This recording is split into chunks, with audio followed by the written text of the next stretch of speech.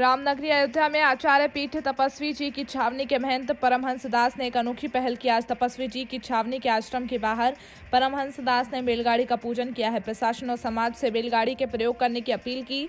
परमहंस दास ने कहा कि बैलगाड़ी का पूजन करके केंद्र सरकार और राज्य सरकारों से मीडिया के माध्यम से आग्रह किया है कि गोवंश की रक्षा हमारी संस्कृति का अभिन्न हिस्सा है। सतयुग, त्रेता, द्वापर और कलयुग के 19वीं सदी के अंतिम तक खेती का एकमात्र सावधान बैल हुआ करते थे। 1992 में ट्रैक्टर का आविष्कार हुआ जो भाप और गैस से चलता रहा। बैलगाड़ी का पूजन किया गया और 5 किलोमीटर के दायरे में लोग जो है तो बैलगाड़ी से यात्रा करें और जो भी काम है वो बैलगाड़ी के द्वारा करें, क्योंकि सतयुग, त्रेता, द्वापर और कलयुग के 19वीं सदी के अंतिम तक खेती का एकमात्र साधन बैलगाड़ी रहा है। पूरा विश्व, पूरा मानव समाज गोवंश का ऋणी है। 1892 में ट्रैक्टर का आविष्कार हुआ जो भाप और गैस से चलता रहा है। 1931 में डीजल इंजन आया। इसके पहले जो भी खेती होती रही वो हल से होती रही, जो बैल के माध्यम से होती थी।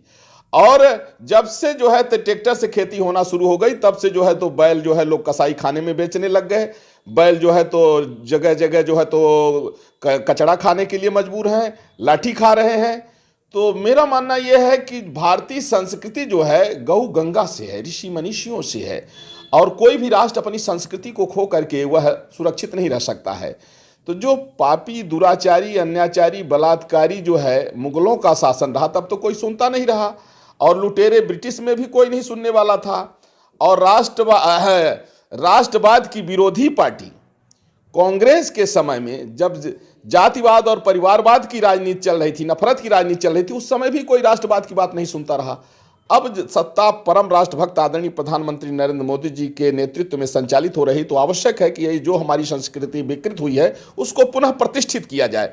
इसको लेकर के मेरा मानना यह है कि अगर बैलगाड़ी जो है चलाई जाए और जो छोटे किसान हैं उनको बैल से जो है तो खेती करने के लिए प्रोत्साहित किया जाए, तो इससे ध्वनि प्रदूषण खत्म होगा, वायु प्रदूषण खत्म होगा, ईंधन की कमी नहीं होगी, और जो महंगाई की जो है तो तंगी झेल रहे हैं डीजल पेट्रोल की, उसकी जो है तो आवश्यकता कम हो जाएगी। और वैसे भी गाय और बैल के गोबर और मूत्र से तमाम औषधियाँ बनती हैं, और यहाँ तक कि इससे जो है तो खाद बनती है खेतों के लिए। रासायनिक खादों के प्रचुर प्रयोग से जिन जमीनों की उर्वरा शक्ति कम हो गई है, वहाँ गाय बैल के गोबर डालने से उनमें पुनः उर्वरा शक्ति उत्पन्न हो जाती है। साथ ही साथ में रासायनिक खादों के प्रयोग से जो अन्न का उत्पादन होता है वो स्वास्थ्य के लिए बेहद नुकसानप्रद है। और जो जैविक खेती होती है, जो गाय और बैल के गोबर डालने से जो खेती जो अन्न पैदा होता है, वह उसके अपेक्षा जो रासायनिक खादों से उत्पन्न हो रहा है उसकी अपेक्षा करोड़ों गुना ज़्यादा स्वास्थ्य के लिए लाभप्रद होता है। तो तमाम बातों को लेकर के आवश्यक है कि भारत में अगर राम राज ले आना है, भारत को विश्वगुरु बनाना है, तो भारतीय संस्कृति की रक्षा करना होगा। उसके लिए आवश्यक है कि गोवंश की रक्षा हो। तो गोवंश की रक्षा के लिए, जैसे गाय के लिए तो मान लीजिए कि लोग दूध के लिए पाल लेते हैं, लेकिन लोग कहते हैं कि हम बैल को किस लिए पालें, तो बैल का आप यूज करिए, बैलगाड़ी चलाइए। पहले भी हमारे जो अतीत में जो है बैल का ही सब उपयोग होता रहा, नंद बाबा के यहाँ तमाम बैल के छकड़े चलते थे। तो बैलगाड़ी चलाई जाए और पुनः जो है बैलों से खेती हो, और गोवंश के जो है गोबर और गोमूत्र से जो है उसकी औषधियाँ बनाई जाए, खाद बनाई जाए, तो जिससे देश एक सशक्त भी होगा, मजबूत।